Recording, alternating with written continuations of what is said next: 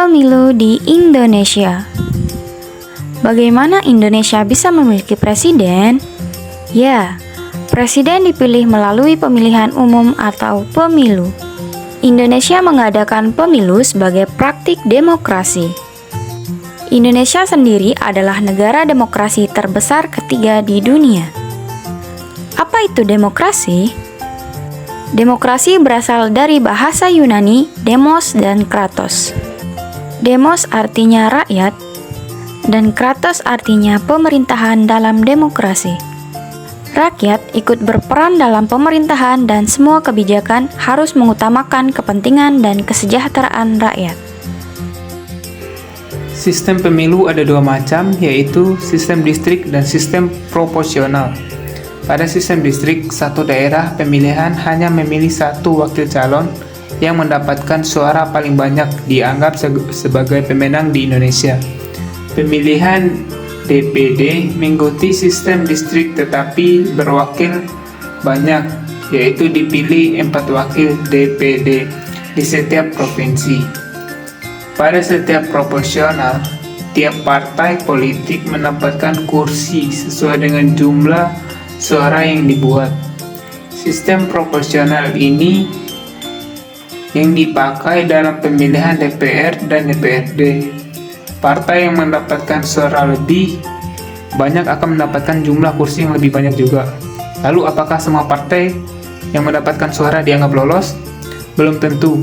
Ada yang namanya ambang batas parlemen atau parlamentari tradisional yang bisa mendapatkan kursi di DPR.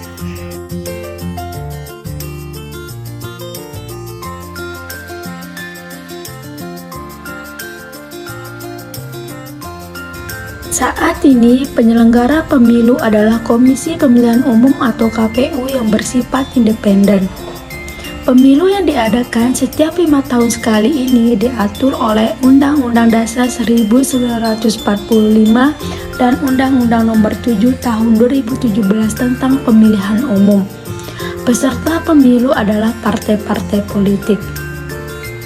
Penyelenggaraan pemilu di Indonesia berdasarkan pada asas Luber-Jurdil, yang merupakan singkatan dari langsung, umum, bebas, rahasia, jujur, dan adil. Langsung artinya pemilih memberikan suaranya secara langsung dan tidak boleh diwakilin. Umum artinya setiap warga negara yang berusia minimal 17 tahun berhak untuk memilih. Bebas artinya pemilih bebas memberikan suaranya tanpa adanya paksaan dan tekanan dari pihak manapun. Rahasia artinya suara yang diberikan hanya diketahui oleh si pemilih itu sendiri. Jujur artinya semua penyelenggara, peserta, dan pemilih dalam pemilu harus bersikap jujur sesuai aturan. Adil artinya setiap peserta dan pemilih harus diperlakukan sama dan bebas dari kecurangan. Bagaimana tata cara pelaksanaan pemilu di Indonesia? Setiap warga negara yang berusia minimal 17 tahun berhak menjadi pemilih dalam pemilu.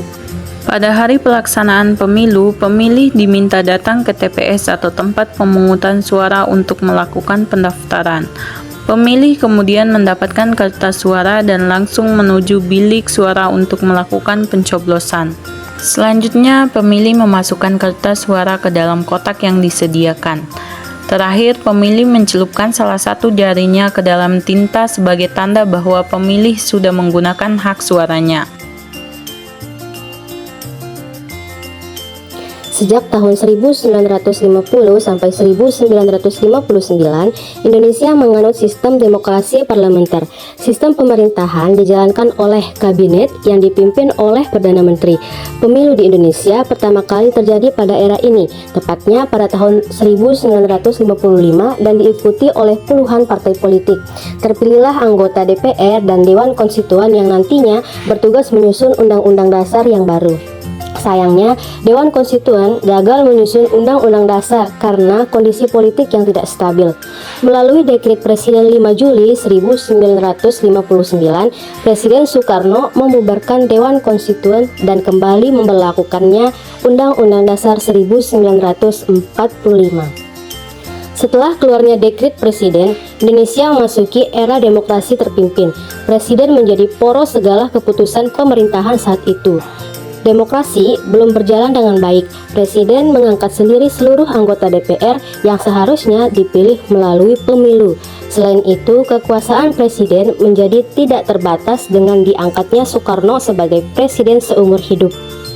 Era demokrasi terpimpin kemudian digantikan oleh era Orde Baru setelah terjadinya peristiwa G30 SPKI tahun 1965. Pada era Orde Baru, pemilu yang kedua berhasil diselenggarakan untuk memilih anggota. Sayangnya, penyelenggaraan pemilu dianggap tidak adil karena menguntungkan partai tertentu. Sejak pemilu tahun 1977, terjadi penyederhanaan partai politik menjadi 3 partai. Dalam 6 kali pemilu, Golkar selalu keluar sebagai partai pemenang dan Soeharto kembali diangkat. Akhirnya, pada tahun 1998, terjadi demonstrasi besar-besaran menuntut reformasi Presiden Soeharto pun mengundurkan diri. Setelah itu, demokrasi memasuki babak baru dan mulai berjalan ke arah yang lebih baik. Pemilu pertama di era reformasi ini kembali diikuti oleh banyak partai politik dengan menambahkan 2 asas, yakni jujur dan adil. Masa jabatan presiden juga dibatasi maksimal 2 periode setelah dilakukan amandemen Undang-Undang Dasar 1945. Pada era reformasi, cakupan pemilu juga ikut berkembang, yang sebelumnya hanya untuk memilih anggota legislatif, kemudian ditambah untuk memilih presiden dan wakilnya. Pemilu presiden pertama kali dilaksanakan pada tahun 2004 dan dimenangkan oleh pasangan Susilo Bambang Yudhoyono atau SBY dan Yusuf Kala. Pada pemilu tahun 2009, SBY terpilih menjadi presiden untuk periode kedua. Kemudian pada pemilu tahun 2014 dan 2019, Joko Widodo atau Jokowi yang terpilih menjadi presiden. Namun, pelaksanaan pemilu 2019 agak sedikit berbeda karena pemilu legislatif dan presiden dilaksanakan serentak dalam 1 kali pemilu. Nah, sekarang jadi tahu ya perkembangan sistem demokrasi dan pemilu di Indonesia dari bentuk awal hingga masa kini. Dengan mengetahui sejarahnya, kita bisa belajar dan terus berusaha mewujudkan demokrasi yang menyejahterakan rakyat dan sesuai dengan kepribadian bangsa. Sebagai pelajar, kita mungkin belum bisa ikut mencoblos dalam pemilu, tapi kalian sudah bisa mulai belajar berdemokrasi, misalnya dengan ikut pemilihan ketua kelas dan ketua OSIS.